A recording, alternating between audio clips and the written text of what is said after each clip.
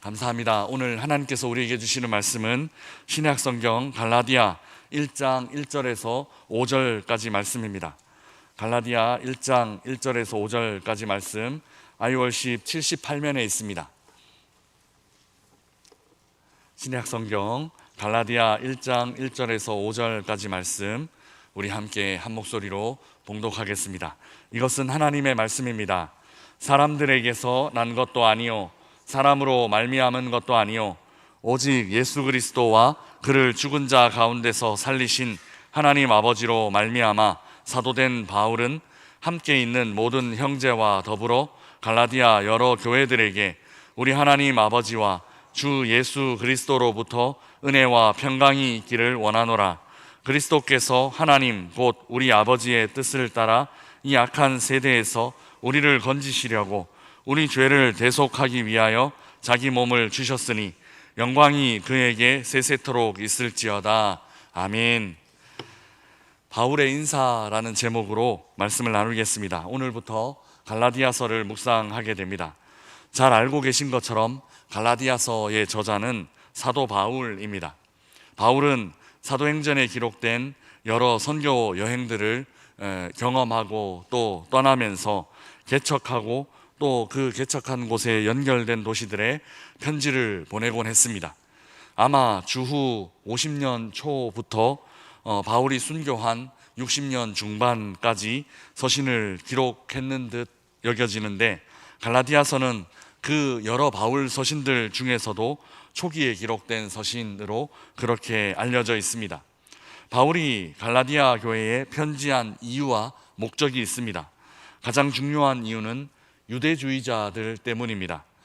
유대주의자들은 누구인가 하면 그저 일반적인 유대인들과는 다른 부류의 사람들입니다. 기독교 내에 들어온 유대인들 중에서 이런 좀 애매한 노선에 서 있는 유대주의자들이 있었습니다. 이들 중 어떤 사람들은 예수님을 영접한 그리스도인들도 율법을 지키고 또 할례를 행해야 한다, 그렇게 주장하곤 했습니다. 다시 완전히 유대교로 돌아가야 된다, 이런 주장보다는 복음과 함께 모세의 율법을 같이 지켜야 한다 하는 일종의 혼합주의라고 볼 수 있습니다. 이런 이유 때문에 갈라디아서가 기록되었습니다. 바울은 유대주의자들의 혼합주의를 단호하게 거부하고 예수님을 믿는 믿음, 즉 예수 그리스도의 복음으로 충분하다, 그리고 만약 율법이 있다면 그 율법은 성령이다, 성령이 하나님께서 우리에게 주신 새로운 생명의 법이다라고 그렇게 주장합니다. 그리고 다른 복음은 있을 수 없다라는 뜻을 분명히 밝힙니다. 오늘 본문은 서신의 인사말입니다. 그 인사말 안에도 이에 대한 생각이 뚜렷이 나타납니다. 우리 먼저 1절 말씀 함께 읽어보겠습니다. 같이 읽겠습니다. 사람들에게서 난 것도 아니요 사람으로 말미암은 것도 아니요 오직 예수 그리스도와 그를 죽은 자 가운데서 살리신 하나님 아버지로 말미암아 사도된 바울은, 아멘. 바울은 편지 서두에 자신을 소개하고 있습니다. 어떻게 자신을 소개하고 있는가 하면 사도가 되었다라고 자신을 소개하고 있습니다. 그리고 이 사도직이 누구에게서 났는가를 말하고 있는데, 사람에게서 난 것 아니고 사람으로 말미암은 것도 아니다라고 그렇게 말합니다. 사람들의 전통이나 어떤 사람들의 학파에 따라 사도직을 받게 된 것이 아니다라는 것입니다. 자신이 사도가 된 것은 오직 예수 그리스도로 말미암아, 그리고 그 예수 그리스도를 죽은 자 가운데서 살리신, 그러니까 부활을 가능하게 하신 그 하나님 아버지로 말미암아 사도가 되었다라고 그렇게 말하고 있습니다. 사람이 세운 것이 아니라 하나님께서 세우셨음을 말합니다. 사실 초대교회 당시에 바울의 이 사도직에 대한 논쟁이 많이 있었습니다.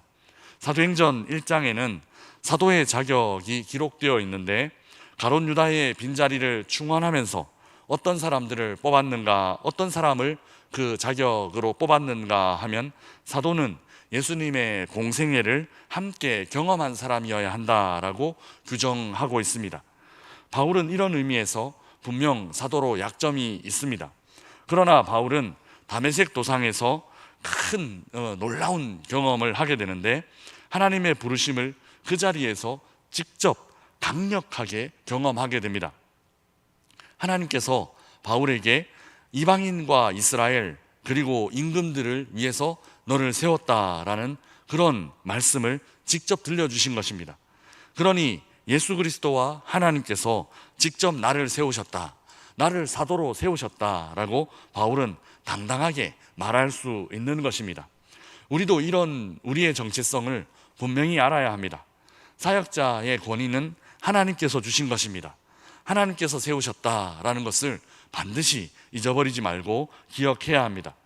2절은 서신의 공동저자 바울과 함께 이 서신을 발신하는 공동 발신자, 보내는 사람과 수신자, 즉 받는 사람이 나타납니다. 우리 2절 말씀 함께 읽어보겠습니다. 함께 있는 모든 형제와 더불어 갈라디아 여러 교회들에게. 아멘. 함께 있는 모든 형제들이 이 서신의 공동 발신자, 그러니까 보내는 사람입니다. 그리고 이 서신을 받는 사람은 갈라디아의 여러 교회들입니다. 이를 통해 특수한 한 교회에 보낸 사적인 편지가 아니다라는 것을 알 수 있습니다. 보편적인 진리를 이 갈라디아서, 이 서신서에 담고 있다라는 것이죠. 그래서 서신이라는 장르를 이해할 때 단순히 오늘날의 편지처럼 사적인 글로 이해해서는 안 됩니다. 성경 안에 서신은 하나님의 거룩한 말씀으로 권위를 갖고 있다라는 것을 우리는 분명히 인정해야만 합니다. 특히 고대 사회의 서신은 그 편지를 보내는 사람이 그 서신과 함께 있는 것 같은 그런 효력을 갖고 있었습니다. 때문에 서신을 예배 시간에 읽는 것은 사도 바울이 그 자리에서 설교하는 것과 같은 그런 의미를, 그런 권위를 갖고 있고, 더 나아가 바울을 사도로 세운 그 하나님께서 그 자리에 함께 하시는 것과 같은 그런 권위를 갖고 있었습니다. 그런 서신서에 대해서 우리가 이해하면 좋겠습니다. 3절은 축복의 인사말이 기록되어 있고, 그리고 4절, 5절은 그리스도 송영이 기록되어 있는데요. 특히 이 송영 그 4절에 굉장히 신학적인 내용, 결정적인 구원에 대한 내용이 포함되어 있습니다. 우리 4절, 5절 말씀 우리 함께 읽어보겠습니다. 같이 읽겠습니다. 그리스도께서 하나님 곧 우리 아버지의 뜻을 따라 이 악한 세대에서 우리를 건지시려고 우리 죄를 대속하기 위하여 자기 몸을 주셨으니 영광이 그에게 세세토록 있을지어다. 아멘. 4절에는 예수 그리스도에 대해서 소개되고 있습니다. 그는 이 악한 세대에서 우리를 건지시는 분입니다. 그러니 이 악한 세대에 우리가 섞여 살기를 원치 않으십니다.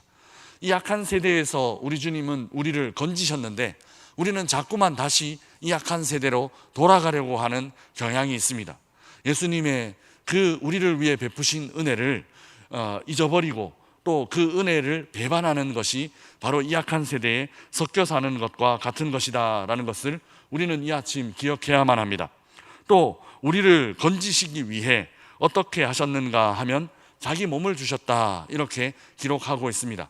우리 주일 저녁에 우리 남별 목사님 설교하시면서 자기 주심, 내어주심에 대해서 말씀하셨는데 바로 그런 의미입니다. 우리 주님은 조금도 아낌없이 우리를 구원하기 위해 자기의 전부를 주셨습니다. 자기 몸을 주셨다라는 것을 기억해야 합니다. 그래서 자꾸 악한 이 세상 속으로, 세대 속으로 자꾸 돌아가려는 마음이 생기거나 내 마음 가운데 죄악된 마음이 일어날 때 그 그리스도의 희생, 나를 여기서 건지시기 위해 나를 이 미워하는 마음, 또 나를 이 정죄하는 마음, 이 세상 사람들이 품는 마음과 똑같은 마음 또 행동, 여기에서 나를 빼내주시기 위해서 우리 주님 자기 몸을 주셨는데 나는 왜 자꾸 돌아가려고 하고 있나, 이런 것들을 자꾸 점검하면서 계속해서 나 자신을 돌아볼 수 있어야만 합니다. 그렇다면 우리는 어떤 사람인가 하는 것을 생각해야 하죠. 그리스도께서 자기 몸을 주심으로 건져주신 사람이다 라는 것을, 그런 가치 있는 사람이다, 예수 그리스도께서 자기를 다 주실 정도로 우리를 건져주시기 원했던 그런 사람이다라는 것을 우리는 기억해야만 합니다. 이를 위해 예수님은 하나님과 한 마음이 되셨고 우리는 악한 세대로부터 건짐을 받았습니다. 복음의 핵심은 바로 이것입니다.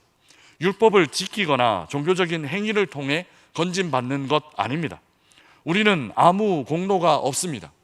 우리가 악한 세대로부터 건짐을 받은 것은 예수 그리스도께서 우리 죄를 대속하기 위해 자기 몸을 온전히 내어주셨기 때문입니다.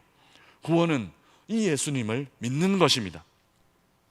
바울이 사도가 된 것도, 우리가 구원을 받은 것도 사람을 통해, 사람의 노력이나 사람의 공로로 이루어진 것이 아니다라는 것을 우리는 이 갈라디아서를 묵상하며 다시 한번 마음에 새길 수 있어야 합니다. 오직 하나님께서 우리에게 은혜로 주신 것이고 그리스도께서 자기를 온전히 희생하심으로 이루어 주신 것이 바로 우리가 얻고 누리는 이 구원이다라는 것을 기억해야만 합니다. 여기서 우리가 기억해야 할 것이 하나 더 있습니다. 그것은 우리가 우리 공로로 구원받고 우리 공로로 사명받은 것 아니라면 그것은 우리의 어떠함 때문에 끊어지지도 취소되지도 않는다라는 것입니다. 우리가 붙잡은 것 아니라 하나님께서 우리를 붙잡고 계시기 때문에 우리가 설령 손을 놓는다 하더라도 하나님은 이 손 놓지 않고 붙잡고 계시다라는 것을 우리는 잊지 않고 기억해야만 합니다. 구원은 하나님께서 아무 조건 없이 우리에게 선물로 주신 것입니다. 혹 우리가 제대로 살지 못하고 혹 우리가 하나님 마음 아프게 하는 삶을 살더라도 그것으로 인하여 하나님께서 붙잡은 손 놓지 않는다, 하나님께서 이루신 구원 끊어지지 않는다라는 것을 우리는 기억해야 합니다. 우리의 구원은 취소될 수 없습니다. 왜냐하면 사람으로 말미암아 된 것이 아니기 때문입니다. 오직 하나님의 은혜로 된 것이기 때문입니다. 하나님께서 자격 없는 우리들에게 은혜로 거저 주신 것이기 때문에 우리의 어떠함이 취소의 이유가 되지 않습니다. 그렇다면 질문이 생깁니다. 구원받고 난 이후 그냥 막 살아도 되는 걸까요? 취소될 일 없으니 굳이 절제하며 살 필요 없는 걸까요? 그렇지 않습니다. 이 질문은 이렇게 해야 합니다. 그 크신 은혜로, 그 놀라운 은혜로 자격 없는 우리에게 주신 구원을 진짜 경험한 사람이라면 그 은혜에 어떻게 반응할까 하는 것입니다. 우리가 자격 없는 나를 이렇게 예수 그리스도께서 자신을 온전히 내어주심으로 우리를 그 악한 세대에서 건져주셨는데 그것을 진짜 경험하고 그 은혜를 진짜 감사하는 사람이라면 어떻게 살아갈까라는 것을 우리는 거꾸로 질문해야만 하는 것입니다. 어떤 마음으로 그 은혜 받은 사람 살아갈까요? 어떤 마음으로 그 은혜 받은 사람 이 땅에서 살아갈까요? 자기 마음대로 살아갈 수 있을까요? 그렇지 않습니다. 자기 자신을 내어주심으로 우리를 구원하셨다라는 것을 진짜 믿는 사람이라면 그 은혜에 감사하며 주님 위해 나는 무엇 드릴 수 있을까? 나는 그 은혜에 조금이라도 그 은혜에 갚을 수 있는 길 아무것도 없지만 조금이라도 내가 주님 위하여 어떻게 살아갈 수 있을까? 그 고민하게 될 것입니다. 진짜 은혜를 경험했다면 진짜 은혜에 합당한 삶을 살게 될 것입니다. 사랑하는 명산의 가족 여러분, 우리는 이런 은혜 받은 사람들입니다. 우리가 구원받은 것도 또 우리가 사명받고 사역 감당하는 것도 우리 안에 그 어떤 자격이나 그 어떤 조건이 없다라는 것을 우리는 기억해야만 합니다. 단지 은혜로 아무 자격 없는 우리를 이 자리에 이렇게 세워주셨습니다. 이제 우리는 그 은혜에 감사하며 그 은혜에 합당한 삶을 살아야만 합니다. 거저 받았으니 거저 나눌 수 있어야 한다라는 것이죠. 자격 없는 나를 거저 받아주셨으니 자격 없는 누군가를 우리도 또한 품어줄 수 있어야 한다라는 것입니다. 오늘 하루 우리 주님의 은혜를 이렇게 깊이 묵상하는 하루가 되었으면 좋겠습니다. 아무리 생각해봐도 사실 알 수 없습니다. 왜 이런 나를 구원해 주셨는지, 왜 이런 나를 위해 저 십자가에 피 흘려 돌아가셨는지 아무리 생각해봐도 알 수 없습니다.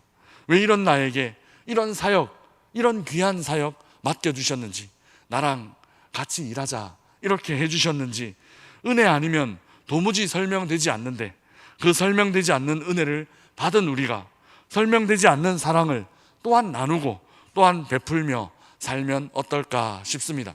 오늘 하루 만나는 이들에게 왜 당신은 이런 일들을 합니까? 라고 질문받는 그런 삶, 이런 삶을, 당신이 이런 삶을 사는지 나는 도저히 이해가 되지 않습니다.